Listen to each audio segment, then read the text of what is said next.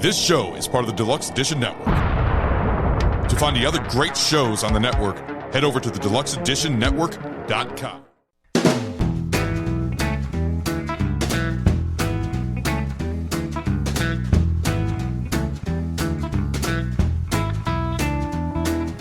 Want the truth? You can't handle the truth.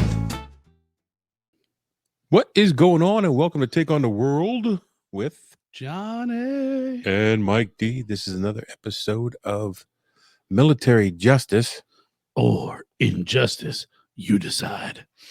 Well, you add more words to it, bro. There you go. All right. Today we're going to cover a Civil War military trial, court-martial. No, Civil War. Civil War. But first, Tumultuous times. Yes, tumultuous. I mean, it really was. We want to talk about the Deluxe Edition Network. Check out all the great podcasts in the Deluxe Edition Network. We are a proud part. They have something for everybody: movies, music, history, Interviews, pop culture, horror, anything you think of, it's on there. Check it out. While you're there, check out the podcast of the month. Friends Talking Nerdy dives deep into all things geeky and nerdy. With their passion for pop culture, science, mental health, and technology, the hosts offer insightful commentary on the latest trends and happenings in the world of geekdom.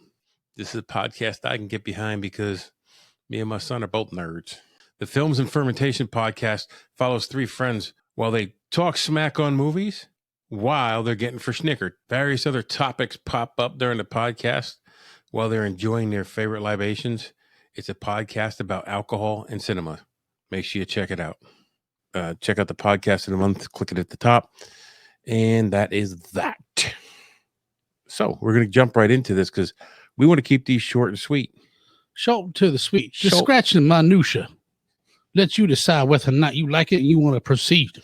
Speaking of Civil War, we watched. Nathan wanted to watch Django Unchained the other day. Love that movie. And it was on TV.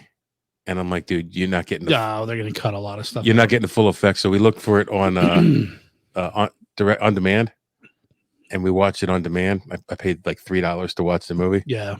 And he was like, oh my God. It's an awesome movie. So, and then right after it was The Patriot. Okay. Which is Revolutionary War, but still. Right. Two good movies in their respect. So, the Civil War is 1861 to 1865. 5. Is that all it was? For real? It seems like it was longer. Yeah. Oh, it was still, is that, to my knowledge, still the most bloody American conflict? Okay. I think so. I don't know. I know it was very bloody. I don't know how they measure the blood. I'm sure it's got to be kind of hard. In gallons. Yeah. There was numerous battles, military engagements during the war, but there were not many famous court-martial cases during the war. Was that you or me? Yeah, it's me. Sorry.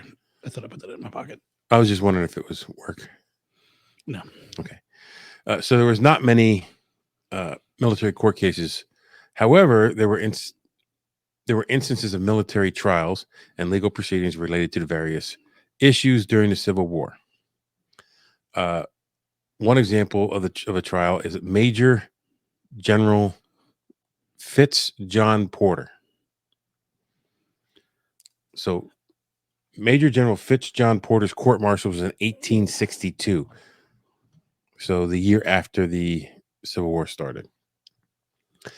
He was a Union Army officer, faced a court-martial in 1862 following the Second Battle of Bull Run, Second Manassas. I don't know what that means. There was obviously a Battle of Bull Run. Yes. And this was obviously the second one. And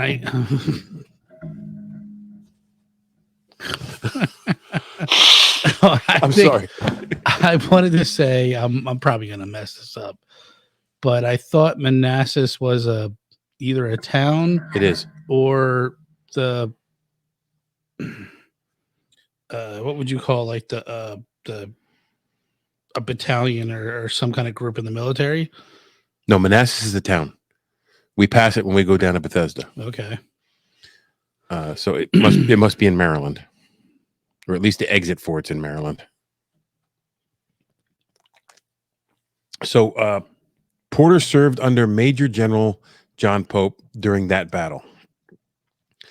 Porter was charged with disobedience of orders and misconduct for his actions during the battle. It was alleged that he failed to comply to orders promptly and did not properly execute maneuvers contributing to the Union defeat. So when I read this one, I looked at it as the Union Army lost this battle and they were looking for someone to blame.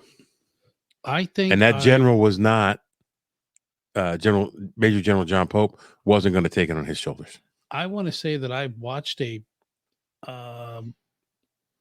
History Channel episode, and I think this was on there, and it was something like he basically disobeyed orders. Was like, nah, I'm not gonna do that. We're gonna go down here because that makes more sense. And like his whole team got slaughtered. Not team, but he let a lot of guys to death unnecessarily. If he would have just listened and I don't know.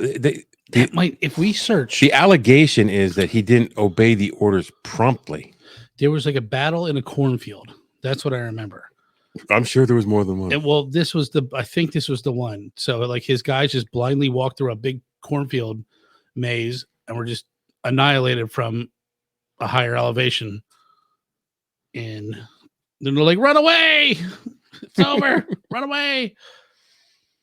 But it was kind of like, from what I believe, I think it was because you didn't have ultimate messaging back then. You had to send a fucking raven, or a runner. Or a runner. Yep. And so he was kind of like, well, I got to make this. So if this is the same one that I'm thinking it is, it's kind of, you can see both sides of it. You decide. Was it justice or was it? But anyways, injustice. I feel like thanks for throwing that in there, John. I think I'm gonna overjump this one, so I'll just shut up because you're probably gonna touch on this in a second. I don't know. I don't have much information on this. It said notably the trial was controversial at the time, with some arguing Porter was being used as a scapegoat for the Union defeat. The verdict in 1863, Fitz John Porter was found guilty on several charges. He was dismissed from the Army and held responsible for the Union loss at the Second Battle of Bull Run, which is, I think that's all they were looking for. Someone to blame. Yeah.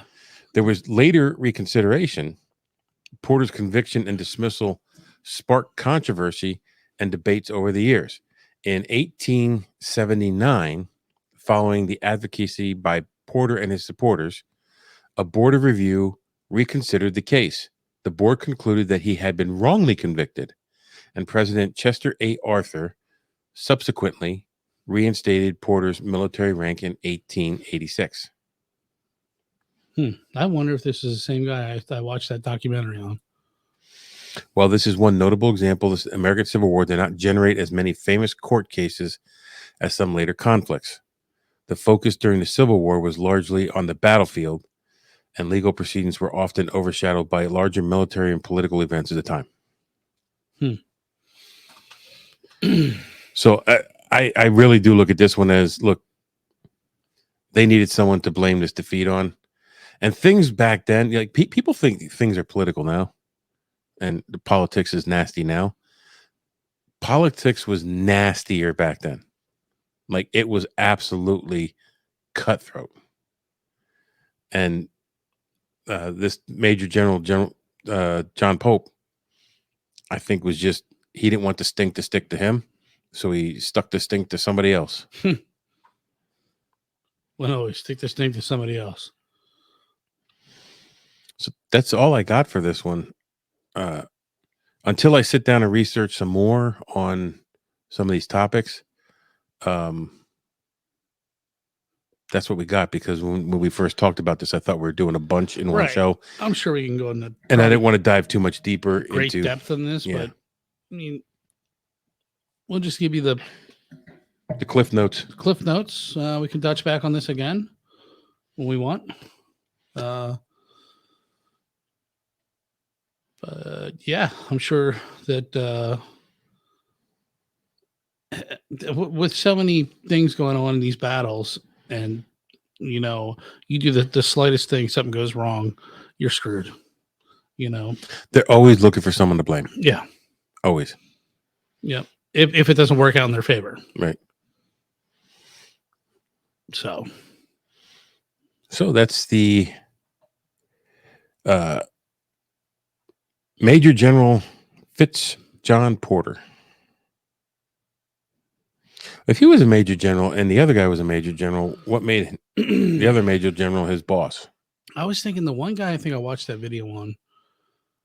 Yeah, I don't know who you knew. I want to say he wore a red bandana into battle. No, I might be getting this confused with another show I watched. So I watch a lot of stuff on the Civil War and everything, but I think that I'm just going to shut up now because I don't know. I'm confusing myself. I don't want to confuse everyone else.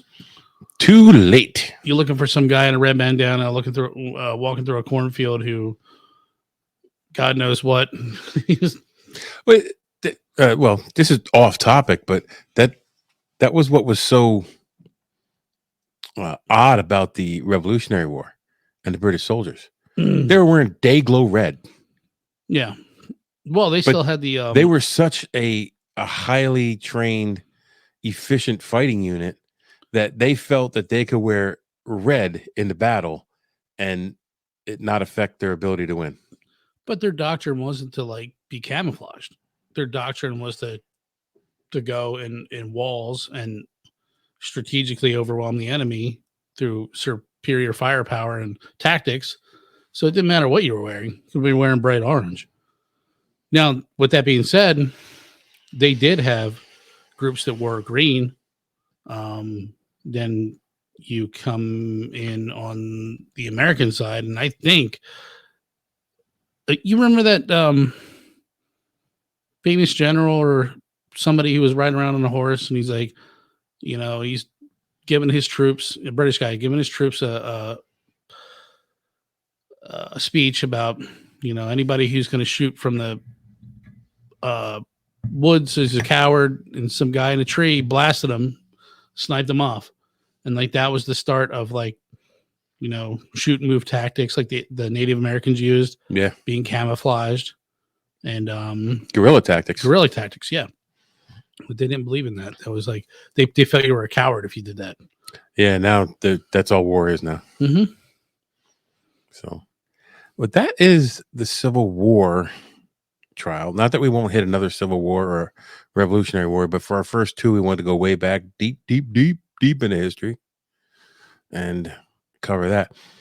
In the meantime, we had discussed where the war tribunals had or the war courts had came from, and it was the Continental Congress in 1775 created the military courts. But it goes way back further than that. Oh yeah, for America, it goes back to the Roman Empire, where military courts were began.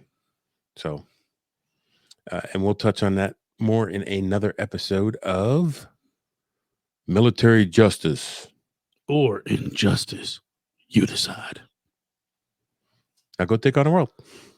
The Deluxe Edition Network, also known as The Den, is an incredible podcast network that offers a wide variety of entertaining and informative podcasts. With a lineup of shows covering various topics, such as interviews with a wide variety of guests, history, music, relationships, true crime, and so much more. The Den provides content that caters to a diverse range of interests. The hosts and guests on the Deluxe Edition Network demonstrate a deep passion and expertise in their respective fields, making each episode on each show engaging, and thought-provoking.